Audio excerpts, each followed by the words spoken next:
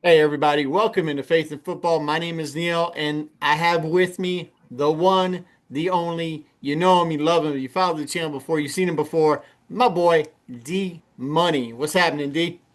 What's happening? Hey, listen, D is joining us not only as a longtime member of this channel, but he is he's been my protege. Kind of took him under my wing as long as we've been playing this game when we were working together.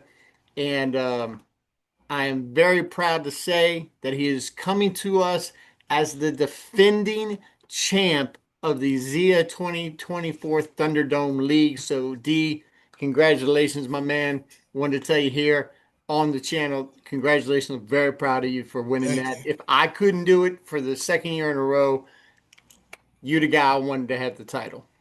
I learned from the best. I don't know about all that, but I appreciate the props, man. I do. I do. So look, I look back at our history on this channel together, and I realize that this is not the first time that we've done a top 10 things to remember episode for the people. I think 2 years ago, we did another episode, and it was the top 10 things to remember on that one, too. So apparently, this is our thing. We trying to give the people some insight during the draft season, and that's what we're entering.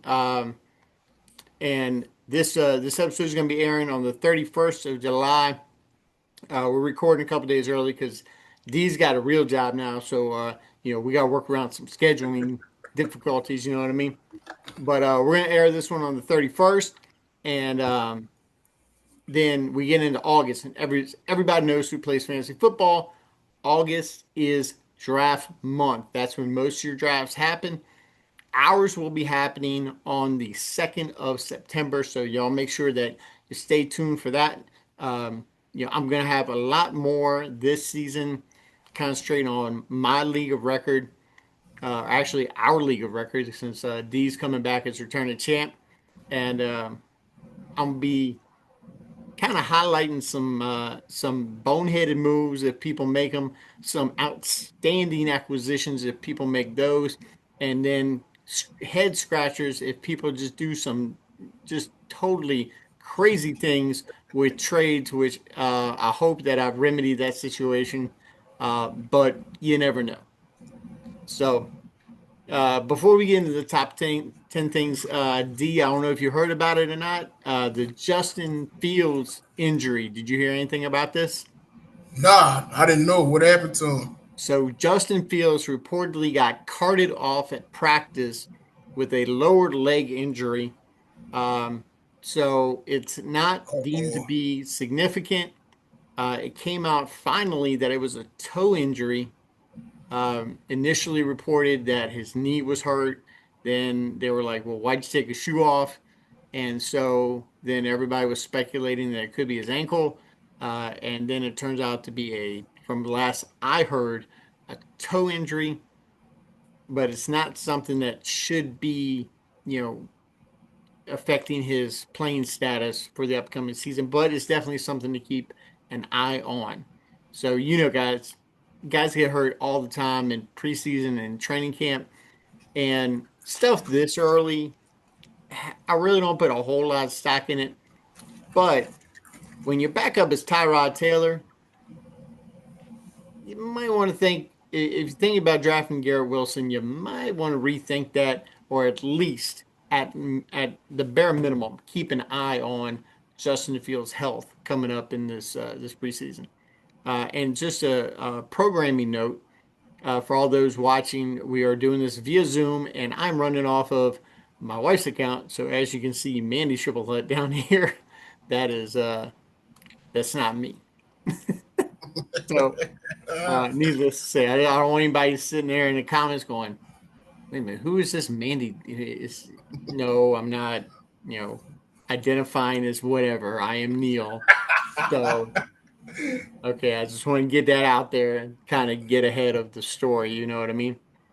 Um, but yeah, so that's what I've heard. And then of course we got the legal issues with Jordan Addison. Um, if I'm not mistaken, he's got some legal stuff going on. Uh, I know there's somebody else I can't remember at this point in time. Who else had a legal? I know it was a wide receiver. I know what's up with these wide receivers driving fast and being stupid. They all Um, learning from Henry Ruggs. I guess I don't know, man, but if they all going to learn from Ruggs, they're going to wind up just like Ruggs out of the NFL. So, as my boy D says, it's trash. It's just Yep. he ain't nothing. So, all right, so let's Quentin go ahead Johnson and got arrested for not learning, for not knowing how to catch. now D as return champ, and I'm not gonna hold you down and make you say this on air, but you do get your pick on where you're going to draft. Now, having played a while, and now you get to pick where you from. Before it was random, you pick from all kinds of different spots. I think last year, if I'm not mistaken, you picked right before me in the fourth spot because I had the fifth, or were you in the sixth? Oh, I was the fourth because I picked right before you, and Okay. I took somebody you wanted. I Oh, forgot I'm who it sure. was. Though. I'm sure because just for those of you who don't know and haven't followed this drama between D and I, um, we have kind of this ongoing joke that the only that he hasn't been allowed on this show since he was with me last, which was about 2 years ago. So I think I banned him for a year from coming on the show because he drafted guys before me when we did a mock draft episode. So I'm fine with him coming on doing the 10 things to remember list, but doing a mock draft, I ain't mocking with this dude. This dude just swipes players left and right, man. But that is going to go to one of our points on here, but we'll get to that in a minute. So speaking of drafting, the number one thing I got this year, mock, mock, mock. Now, for those of you who follow the channel, you guys know this is faith and football. So we always put faith first. So with each of these, I do have a bit of scripture that kind of ties in to what we're talking about. And this one is 1 Samuel 17:36. Um, it says, I have done this to both lions and bears, and I'll do it to this pagan Philistine too, for he has defiled the armies of the living God. Now that is David talking about Goliath right before he goes out to kill him with a slingshot. Now, the reason I bring this up is because the same way that you got to practice, practice, practice, and you got to mock, mock, mock in all kinds of different situations, David did the same thing. He practiced against lions and bears in order to face Goliath. So God was setting him up by allowing him to go up against these mammoth just adversaries where anybody else, you I don't know, I don't know about you. I don't want to fight a lion. Okay. I don't either. I don't want to fight no bear. And if they come in after some sheep, they can have the sheep. I'm Can have gone. it. You know what I'm saying?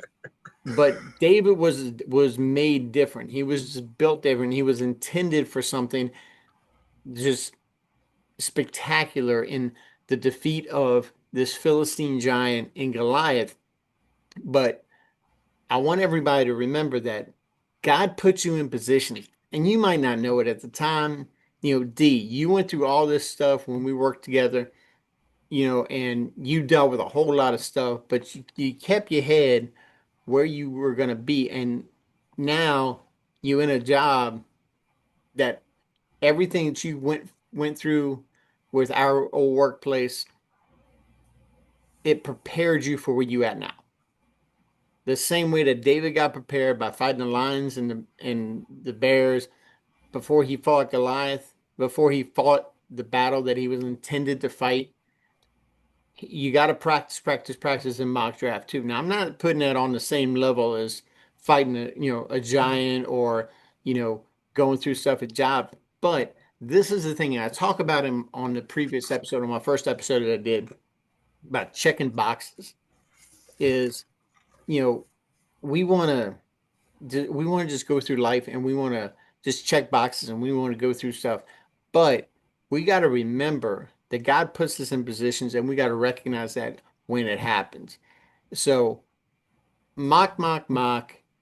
Make sure you mock draft. And D, how important was it for you to mock draft before last season? Oh, it's very important because I got to see where different players would end up falling. What if somebody would go, higher than I expected to, and I had to make adjustments on the fly. So it helped me not just set in on one particular player. I had some backups. Well, if somebody get this person, and if this other person available, I can get them. Right.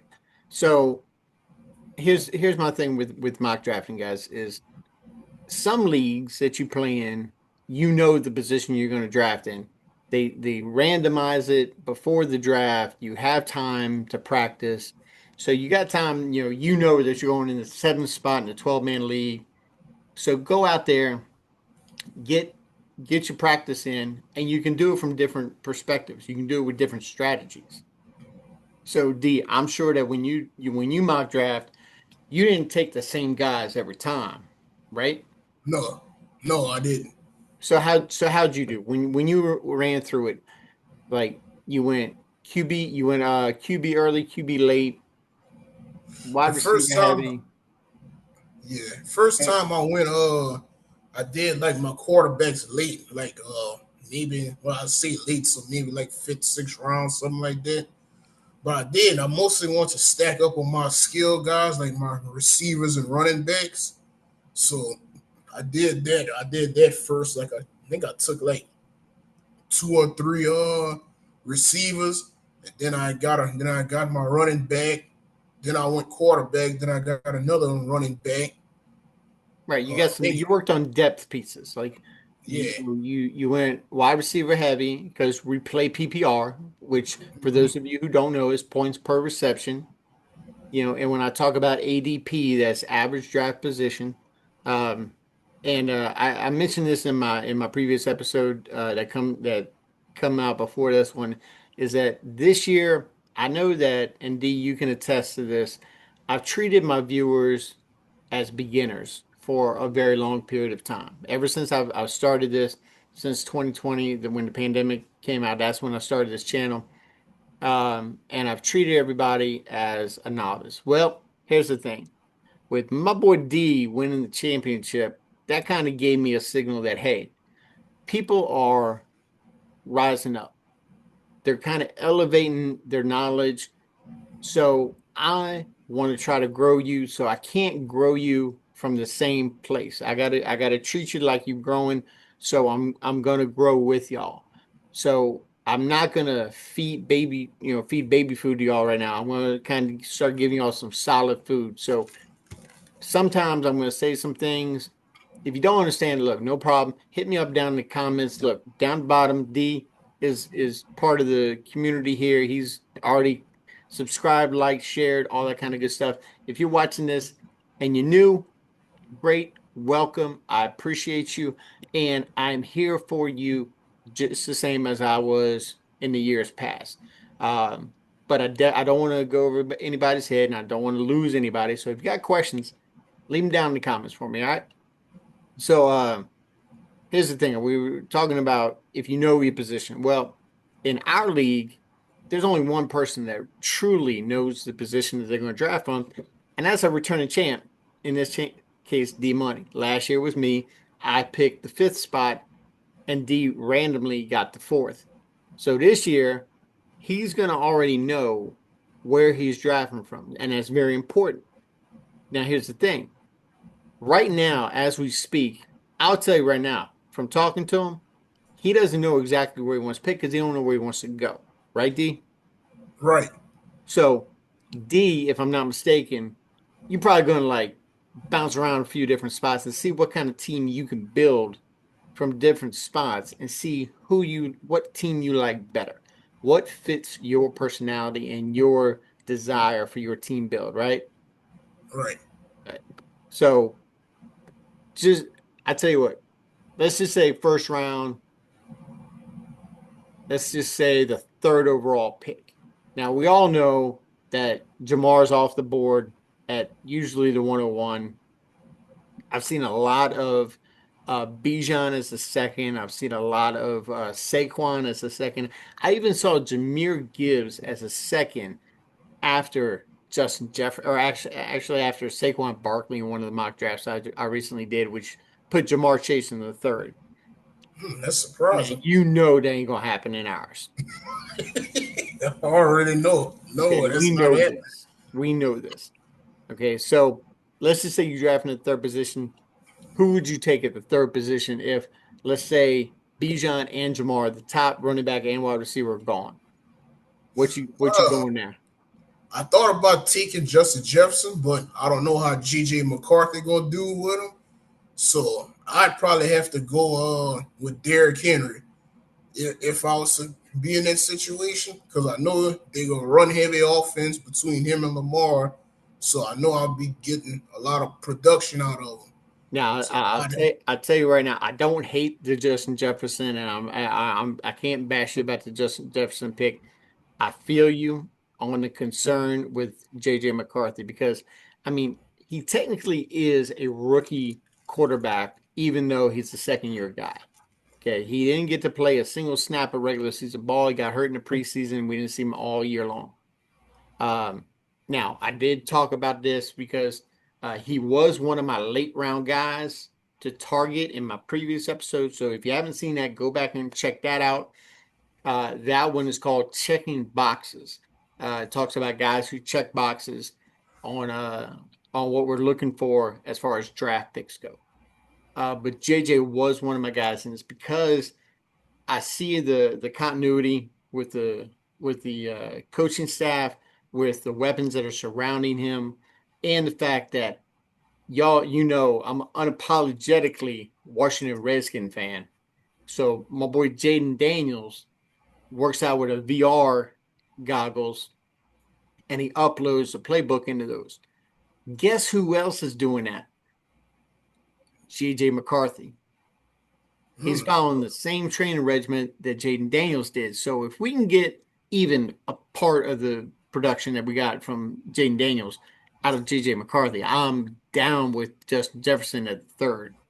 Okay, and then you come back around, you might hit up, I don't know, like Chase Brown, Kyron Williams as your running back in the second. So something like that. Now, I'll tell you right now, that Derrick Henry pick, that's going to throw so many people. It's not even funny because Derrick Henry, for everything I've seen, is going like late first, early second, something like that. So you really want to throw a monkey wrench in somebody's draft plans? Go ahead and take Derrick Henry that early, and somebody's going to be like, "Really, dude? Really, really, bro?" Now, I tell you what, it's not that wouldn't be anywhere near what your first pick was when we first started this. ooh, man. I tell you what, I'll let you tell. You tell everybody who you picked first overall the first time you Well, drafted with us. being the Saints fan that I am, I picked Drew Brees with my first pick, and that was that 2019 season. Whenever he had got it, whenever he broke his thumb, the second game of the year, and that was the year I came in last place. That's when you got the Golden Plunger Award. So this man has gone from literally from the bottom to the top. Okay, he started from the bottom, now we're here. You know what I'm saying? Mm-hmm. So, but look, all of this ties into our second point here, which is know your league. Okay, now we all know that things change over time. People's tendencies change. Their fandom typically does not. Now, D, you will attest to this. Even though I'm a diehard Washington Redskin fan, how many times have you seen me reach for a Redskin player? I don't think I saw it at all. I think like if you use in this situation, if I can get him, I'll get him. But I'm not going out the way for him. Right. So I now, never saw you try to draft up to get like no Terry McLaurin or you know. right now, even Jaden Daniels last year, I got him in the ninth. Mm-hmm. So I mean, I didn't, and that wasn't even my first quarterback. My first quarterback pick was Kyler Murray. Mm-hmm. So like he was going to be my backup, you know. So I try not to let my fandom get in the way, but we know who in our league is a diehard Miami Dolphins fan. So we know that this individual is going to be drafting Dolphins players way earlier. Okay, You're gonna get a Bryce. stack with Tyreek Hill Yeah, and Tua. you know our boy Bryce. Bryce is just diehard Miami, and he wants Tyreek and Jalen Waddle, and you know he's heartbroken over he can't get Jonnu Smith because he's with Pittsburgh now. So, but he wants A Chain and you know Raheem Mostert ain't there no more, so he's gonna have to take Wright, a second year running back that Right. they got, Jalen Wright, Okay. Did he second play year. last year? Yeah, I heard. well, a little bit, a little bit. He didn't play that much. Now, I say all that to say this is that things change. You guys see I got a little more gray, and I'm using these this year. So you know, I'm looking down here, I gotta read this. So uh the story of Job is for knowing your league. See, here's the thing is that God knew Job. He knew what he was about. The same way that you guys need to know what your league is about, not just knowing the people that you're playing with, but you need to know the rules. You need to know the scoring system. You need to know all the limitations on your players because some people they do put limitations on players. Like you can only draft two quarterbacks. You can only draft so many wide receivers. If you play PPR, which is points per reception, versus standard scoring, where you ain't got to worry about it that much. So those pass catching running backs like Bijan and CMC, those guys, while they're outstanding for fantasy football, they really don't get a bump until they get to PPR leagues where the running and the passing kind of takes over for the rushing. Okay, so you got a guy like Jahmyr Gibbs, for instance. You and I both know Jahmyr Gibbs is more involved in the passing than David Montgomery. Mm-hmm. So that's why he's more valuable. So, but the same way that God knew Job, you need to know your league. D, if you go into a league and you don't know what the scoring system is, you're gonna wind up like Billy the other year when he had his wife draft his team for him, right? Russell Wilson at first Tell pick. tell the people how that one worked out because when he allowed somebody else to take over for him, his wife didn't know us. Mm-mm. So tell the people what happened. Well, with Billy's first pick, he had his wife draft, and she picked Russell Wilson. Now this was when Russell Wilson was still in Denver, when him and Sean Payton. Well, nah, that was with old boy, the coordinator used to beat the Jets. Uh, that No, was the head coach over there. no, Oh, he it was. was Sean Payton. Oh no, it wasn't Peyton. Nate something. I forgot dude's Yeah, name. But that year, that first year, Russell Wilson was in Denver. Whew, and that was just poor him, man. I just felt yeah. bad, bro. His whole Shocked team, everybody. guys. If y'all have never seen a room full of grown men just all at the same time go, huh? Yeah. That's what happened with this pick. Okay, not just that pick, but like the next five, because I don't We think all she had had it. He didn't have a decent pick till like round 7. We're all yeah. sitting there waiting for Jimmy Garoppolo to pop off the board because I think she was just picking all the good-looking guys. You know, these are all dudes that could have been models and stuff. You know, so you know, knowing your league is important, and you know, bringing it back to the Word of God is that you know Satan went after Job, but God wasn't worried because he knew that Job could withstand the onslaught of everything that Satan threw at him. You know, and the thing is that God knows us too. You know, he knows what we can take, he knows what we can't. And there's something that a lot of like church people say, and D, I'm sure you've heard this before, is that people say that, God will never put more on you than you can handle. You heard that before, right? Yes. I don't believe that. And here's why I don't believe it. Is because if God put something on us and we could handle everything he put on us, we wouldn't need him. So God puts some stuff on us, and sometimes we're not supposed to carry that. We're not supposed to have that burden on us. That's why God tells us to give it over to him. God tells us that, to put our burdens on him, to lay them down at the cross. So, and D, we might have to do a part 2 on this one, bro. Oh, that's fine with me. But just in case we turn off, we on know your league. So we're gonna try to get through these things before this clips out of here. Uh, Number 3, be water. Now this is something I got from the fantasy footballers. This slogan right here, but it's basically have a plan. You can have a plan A, but you better have a plan B, C, D, etc. Okay. The prodigal son had another plan, right? He had a plan to go out and spend the money. He thought he knew what he was doing. Then he had to switch up because he got in trouble. He lost all his money because he was foolish, and he had to come back home. So while you're doing all these mock drafts, this is why you do mock drafts. So you can formulate, like Dee said, you have different, strategies. You have different ideas about who you can pick when. Okay. So I'm just putting these on to see how much time we got here. So it looks like we got about 8 minutes. So we're gonna try to get through as much of these as we can. Hopefully we get down to the at least the fifth one. Uh, Number 4, knowledge is power, guys. In Hosea chapter 4, verse 6, it says, "My people are destroyed for lack of knowledge." And guys, I give that to you as fantasy football gold right here, because you want to make sure that you are knowledgeable about the players that you're drafting. Like D, I know between now and draft time, we got about a little over a month.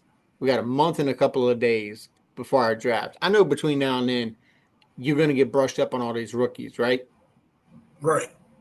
You're going to do your research, and you're going to start paying attention.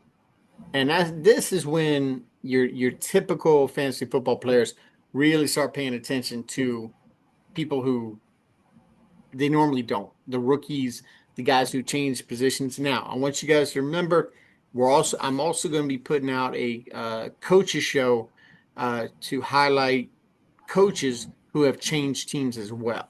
So I want y'all to keep an eye out for that too. Okay.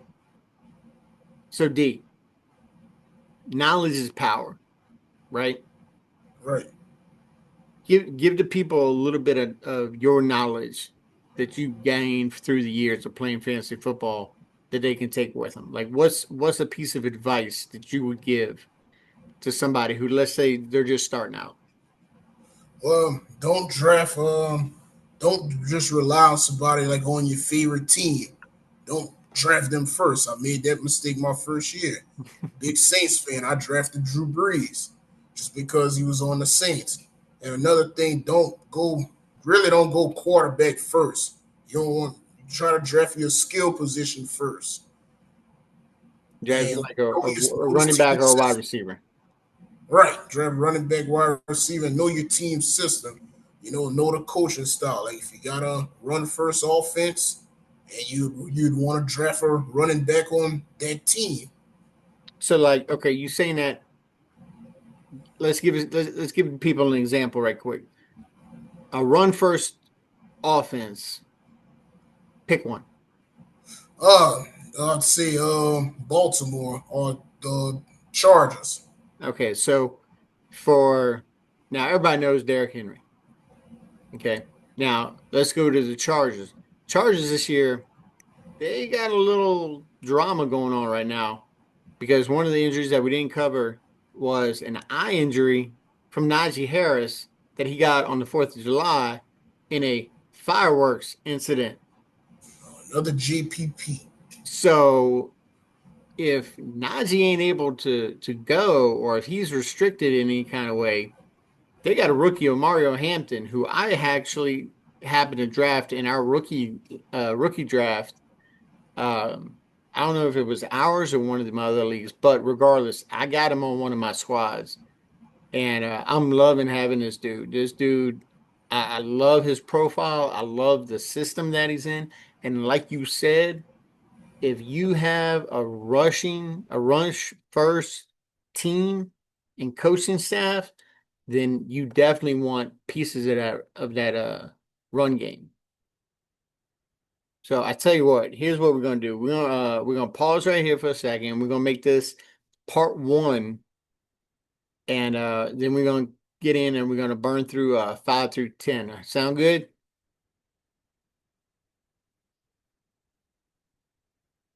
Looks like D froze. So we're gonna stop right here, and we'll see you guys on part two.